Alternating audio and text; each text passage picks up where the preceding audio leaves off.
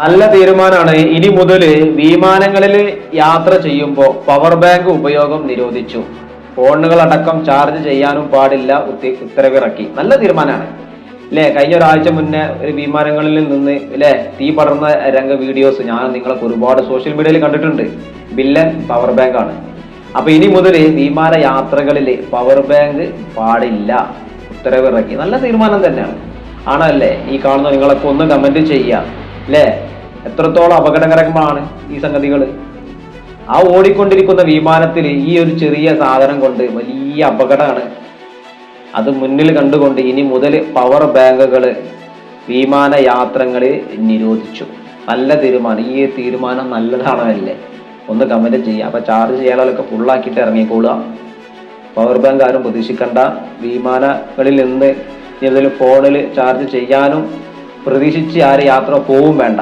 ഏതായാലും വിമാന കമ്പനികളുടെ നല്ല തീരുമാനം ഇതൊക്കെ അവർ ഉത്തരവിറക്കിയിട്ടുണ്ട്. അപ്പോൾ എല്ലാവരും ശ്രദ്ധിക്കുക. ഓക്കെ, ആരും അറിയാതെ ഈ സാധനങ്ങളായിട്ട് മുന്നോട്ട് പോകാൻ വെക്കണ്ട. ഏതായാലും നല്ല തീരുമാനമാണ്. ആണോ അല്ലേ? ഒന്ന് കമന്റ് ചെയ്യും.